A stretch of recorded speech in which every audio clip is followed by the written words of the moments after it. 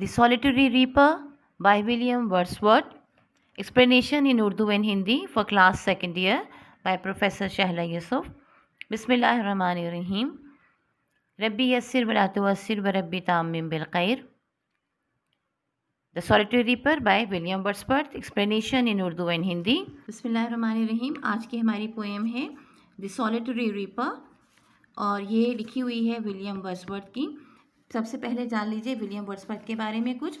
William Wordsworth जो है वो एक रोमांटिक एज की पोएट हैं और रोमांटिक एज को आप समझ लीजिए पहले कि रोमांटिक का मतलब ये वो रोमांस नहीं है जैसा कि हम फिल्मों में एक लड़की और एक लड़के के दरमियान या लोगों के दरमियान देखते हैं, बल्कि रोमांटिक एज से मुराद जो है वो दौर है इंग्लैंड की पोइट्री का, इंग्लिश पोइट्री का वो दौर है कि जब नेचर से मोहब्बत के बारे में बताया जाता था।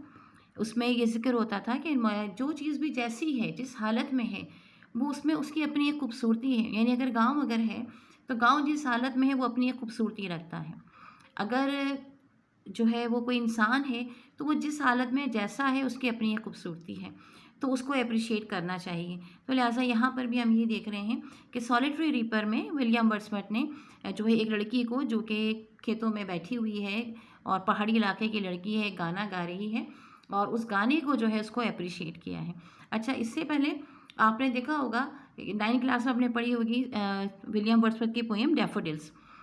तो उसमें भी आप देखिए कि आपको एक रोमांटिक पोइट्री की एक ख़ास बात है जो आपको नज़र आएगी कि जो चीज़ हम इस वक्त देखते हैं, हमें पसंद अच्छी लगती है, वो चीज़ हमारी उसकी खूबसूरती जो है वो हमारे जहन में हमेशा के लिए बैठ जाती है, रह जाती है और हम जब भी चाहें हम उसको रिकॉल कर सकते हैं। ये एक विलियम वर्ड्सवर्थ की पोइट्री की ख़ास बात है कि वो अपनी पोइट्री में ख़ासकर ये बात ज़रूर कहते हैं कि वो जो ब्यूटी है वो उनके अंदर रह गई है। और रोमांटिक पोइट्री की भी यही एक ख़ास बात है।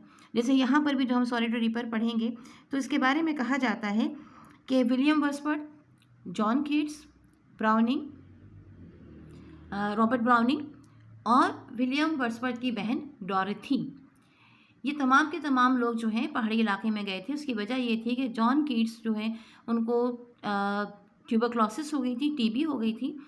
23 साल की उम्र ही में जॉन कीट्स का इंतकाल हो गया। तो ये बहुत अच्छे दोस्त होते थे ये लोग। तो उस ज़माने में टीबी जो है एक फैटल डिजीज़ थी और उसका इलाज नहीं था और अमूमन ये होता था कि जो लोग टीबी के मरीज़ होते थे उनको सैनिटोरियम भेज दिया जाता था और सैनिटोरियम जो है वो पहाड़ी इलाकों में होते थे ताकि इन लोगों को जो है वो खुशगवार हवा मिले, ताज़ा हवा मिले और इनकी ज़िंदगी का जो आखिरी वक्त है वो बेहतर गुजरे। कुछ लोग इलाज होकर ठीक भी हो जाया करते थे, लेकिन अमूमन जो है ये एक फैटल डिजीज़ कहलाती थी, यानी एक महलिक बीमारी जिसमें कि लोग मर जाते हैं। तो लिहाजा रॉबर्ट ब्राउनिंग और ये विलियम वर्ड्सवर्थ, उनकी बहन डॉरेथी और जॉन कीट्स इसी वजह से जो है वहाँ गए हुए थे और फिर वहीं पहाड़ी इलाके में उन्होंने देखा कि उनको जो है ये वहाँ पे एक लड़की को देखा और फिर उसकी जो गाना था उसको सुना, तो उसके बाद फिर उन्होंने इस पोइट्री को कंपोज किया। तो आइए हम अब पोइट्री पढ़ते हैं। द सॉलिटरी रीपर, सॉलिटरी यानी तन्हा, अकेली, रीपर घास काटने वाली या फसल काटने वाली। रीप कहते हैं ना, as you sow so shall you reap, ये मुहावरा तो आपने सुना होगा ना, जैसा बोओगे वैसा काटोगे। तो ये रीप जो है ये वहीं से लिया गया है, आगे ER लगा दिया, रीपर यानी फसल काटने वाली। अब पहला स्टेंजा इसका देखिएगा, बहुत खूबसूरत स्टेंजा है जो कि आपको वो मंजर पहले बयान करता है। Behold her single in the field, yon solitary highland lass, reaping and singing by herself. Stop here or gently pass. Alone she cuts and binds the grain, and sings a melancholy strain. Oh, listen, for the vale profound is overflowing with the sound. Okay. अब जो मंजर बयान कर रहे हैं वो क्या है, पहले अपने आप से सवाल पूछते हैं। बिहोल्ड हर, मैंने उसको देखा, सिंगल अकेली इन द फील्ड, खेत में। यॉन सॉलिटरी हाईलैंड लैस, वो एक अकेली तन्हा जो है पहाड़ी लड़की थी। लैस और गाला, मेड, ये सारे लफ्ज़, गर्ल, ये सारे के सारे लफ्ज़ जो हैं वो लड़कियों के लिए इस्तेमाल किए जाते हैं। अच्छा, वो लड़की कर क्या रही थी? Reaping and singing by herself, फसल काट रही थी, गाना गा रही थी। बाय हरसेल्फ यानी खुद ही गुनगुना रही थी, अपने लिए, किसी के लिए गाना नहीं गा रही थी, बल्कि अपने ही काम करने के दौरान वो गुनगुना रही थी। स्टॉप हेयर और जेंटली पास, अब ये वर्ड्सवर्थ अपने आप से पूछते हैं क्या करूं, यहाँ रुक जाऊं या आहिस्ता से चला जाऊं? यहाँ से गुजर जाऊँ, ताकि इस लड़की को डिस्टर्बेंस ना हो, क्योंकि जब उसे पता चलेगा कि कोई शख्स यहाँ से गुजर रहा है या कोई इसका गाना सुन रहा है खड़े होकर, तो ऑब्वियसली वो लड़की जो है वो चुप हो जाएगी और वो गाना नहीं गाएगी। तो लिहाजा वो कहती हैं क्या करना चाहिए, यहाँ रुक जाऊँ, इस गाने को सुनूँ, या खामोशी के साथ चला जाऊँ। Alone she cuts and binds the grain, अकेली वो फसल काट भी रही है और उसको बांधती भी चली जाती है। एंड सिंग्स अ मेलनकली स्ट्रेन, और एक उदास नगमा गा रही है। ओ लिसन फॉर द वेल प्रोफंड, चूँकि पहाड़ी इलाका है तो लिहाजा वो वैली है, यानी जिसके चारों तरफ जो है वो पहाड़ हैं। तो कहते हैं वो पहाड़ कैसी हो रही, is overflowing with the sound, ऐसा लग रहा है कि वो पहाड़ी, चूँकि पहाड़ में जो पहाड़ी इलाका होता है वहाँ आवाज़ इको होती है, तो उसकी आवाज़ जो पहाड़ों से टकरा रही है, तो टकराने के बाद जो है वो पलट कर जब वापस आती है, एक तरफ से दूसरी तरफ पलट कर जब वापस आती है, तो ऐसा लग रहा है कि वो जो पहाड़ है उसका एक इस तरह से प्याला सा बन गया है। आवाज़ जो है यूँ टकरा रही है और अब टकराने के बाद ओवरफ्लो करके वो नीचे की तरफ, बाहर की तरफ जा रही है, यानी वादी से बाहर जा रही है। बहुत खूबसूरत तशबीह इन्होंने जो है वो यहाँ बयान की है। अच्छा, अब सेकंड देखिएगा, सेकंड स्टेंजा में अब उस आवाज़ की खूबसूरती को कंपेयर कर रहे हैं आवाज़ों से, मुख्तलिफ दूसरी आवाज़ों से, जो कि बर्ड्स की आवाज़ें अमूमन आपने देखा है ना कि हम चिड़ियों की आवाज़, परिंदों की आवाज़ ज़्यादा भाती है, बहुत अच्छी लगती है। No nightingale did ever chaunt more welcome notes to weary bands of travelers in some shady haunt among Arabian sands। पहली एग्जाम्पल दी उन्होंने, पहली एग्जाम्पल किसकी दी, नाइटिंगेल की।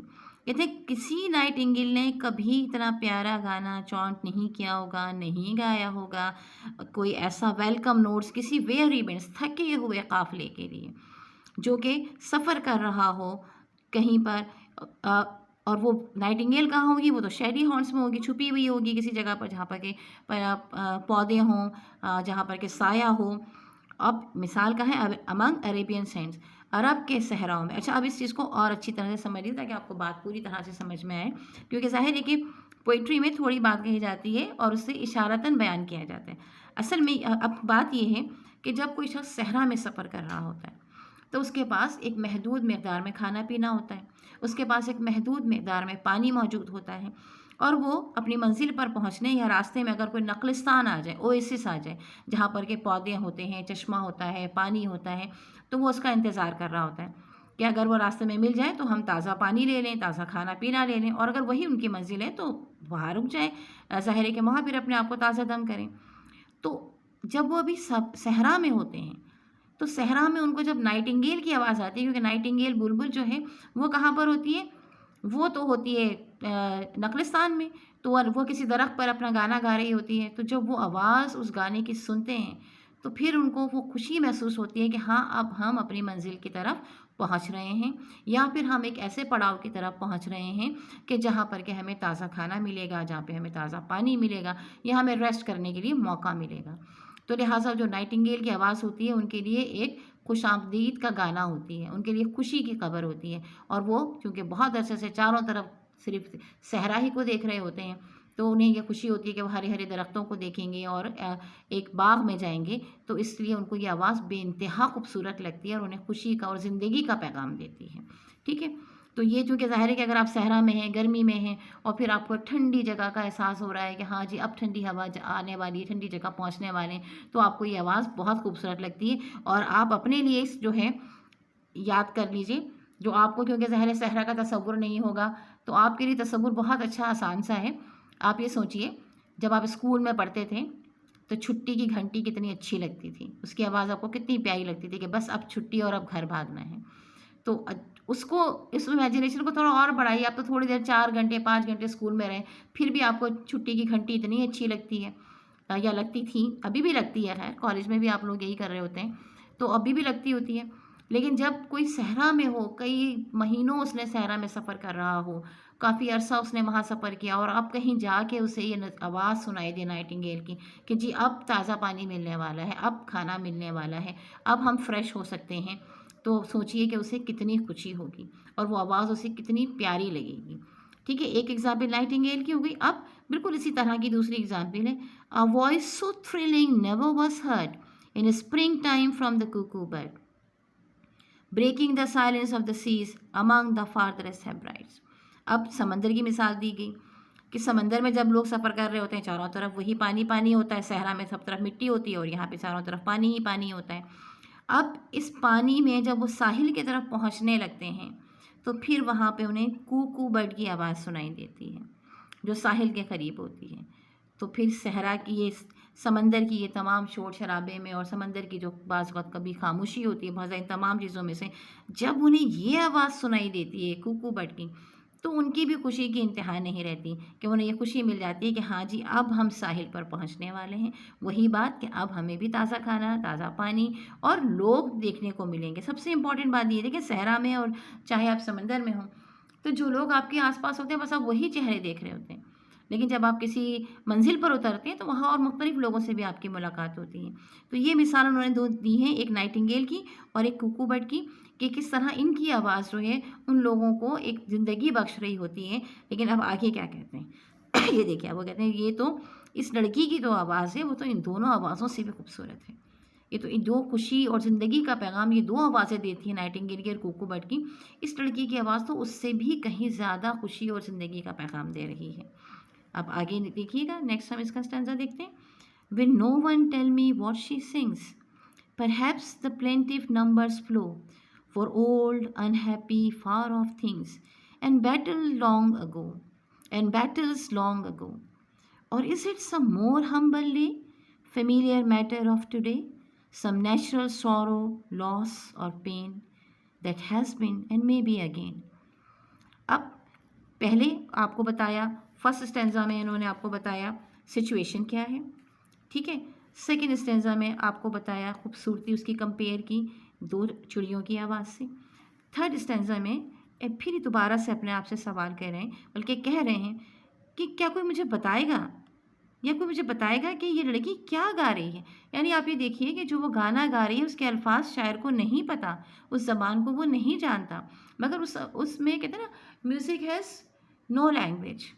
तो उस आवाज़ में जो मौसीक़ियत है वो उनको इतनी लुभा रही है, वो उनको इतनी अच्छी लग रही है। तो वो कहते हैं कि no one tell me what she sings, कोई मुझे बताएगा कि वो क्या गा रही है। परहैप्स, फिर खुद ही ख्याल करते हैं, हो सकता है कोई plaintiff number flow for old and happy far of things, हो सकता है कोई बहुत पहले, कोई बहुत उदास सा बहुत ज़माना पहले कोई काम हुआ हो, कोई बात हुई हो, कोई जंग हुई हो जिसके मुतालिक वो गाना गा रही है, वो उदास नगमा गा रही है। और is it some more humble, या और भी उससे ज़्यादा कोई बहुत ही हल्की सी बात है, आरामदेह सी सुकून बात है, रोज़मर्रा की बात है, डेली की बात है, फेमिलियर मैटर्स ऑफ टुडे, रोज़ाना होने वाला कोई मामला है जिसके बारे में वो गाना गा रही है। या फिर सम नेचुरल सॉरो, लॉस और पेन, कोई कुदरती कैलेमिटी आ गई है, कोई तूफ़ान आ गया हो, कोई सैलाब आ गया हो, कोई ज़लज़ला आ गया हो, कोई भी जो है वो नुकसान हुआ हो, कोई उसको तकलीफ़ पहुंची हो, दर्द हो, जिसके मुतालिक वो गा रही है। That has been and may be again, जो कि पहले भी हो चुका हो और हो सकता है कि दोबारा भी होने वाला हो। यानी ये सारा का सारा जो है वो शायर खुद सोच रहा है कि हो सकता है कि ऐसा कुछ भी हो। वट एवर द थीम, अब देखें, अब अपने आप से कहता है वट एवर द थीम, कुछ भी गा रही है वो। द मेडन सिंग, मेडन वही दोबारा जैसा आपको इससे पहले बताया था कि लैस भी लड़की को कहते हैं, गर्ल भी लड़की को कहते हैं, मेडन भी लड़की को कहते हैं, अनमैरिड लड़की को। Whatever the theme the maiden sang as if her song could have no ending. I saw her singing at her work, and over the sickle bending, I listened motionless and still. And as I mounted up the hill, the music in my heart I bore, long after it was heard no more. ये last stanza है, इसमें अब ये बता रहे हैं कि जो भी थीम हो उस लड़की के गाने की, ऐसा लगता है कि इस गाने की कोई एंडिंग नहीं है, कोई इख्तिताम नहीं है। यानी ये गाना जो है वो हमेशा ज़िंदा रहने वाला है, हमेशा रहने वाला है, हमेशा महसूस करने वाला है। मैंने उसे देखा, I saw her singing at her work, वो अपने काम पर गाना गा रही थी, यानी काम भी कर रही थी, गाना भी गा रही थी। And over the sickle bending, और उसके पास एक सिकल थी। सिकल कहते हैं, देखें, इस तरह की दराती जिसको हम कहते हैं ना, इस तरह की वो हाथ में पकड़ी भी होती हैं और फसल को काटने के लिए इस्तेमाल की जाती है। तो इस तरह की दराती जो है वो उसके ऊपर थी, उसके हाथ में थी और उस पर झुकी हुई थी। आई लिसनड मोशनलेस एंड स्टिल, मैंने उसे सुना मोशनलेस, बगैर हिले हुए। पहले शुरू में उन्होंने कहा ना क्या करूं, कि मैं यहाँ पे स्टॉप हेयर और जेंटली पास रुक जाऊँ या खामोशी से चला जाऊँ, आसान आहिस्तगी से चला जाऊँ। तो अब यहाँ पे क्या है, मैंने उसको बिल्कुल स्टिल होकर सुना ताकि वो बिल्कुल भी डिस्टर्ब ना हो और उसको वो अपने गाने में मगन रहे और उसे गाती रहे। एंड एज आई माउंटेड, और फिर जब उसका गाना ख़त्म हो गया और जब वो पहाड़ पर चढ़ने लगे, the music in my heart I bore long after it was heard no more, जो मैं अपने दिल में जो उस मौसीकी को बसा कर ले गया था वो दोबारा नहीं सुनाई दी।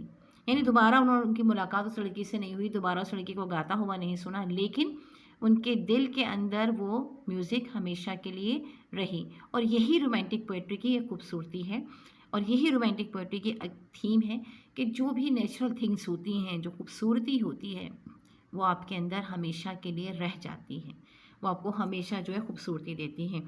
जैसे कीट्स की लाइन है ना, a thing of beauty is a joy for ever, तो वो यही बात है कि खूबसूरती हमेशा आपको महसूस करती है और वो आपके अंदर बस जाती है। तो मुझे यकीन है कि आपको ये पोएम बहुत अच्छी लगी होगी।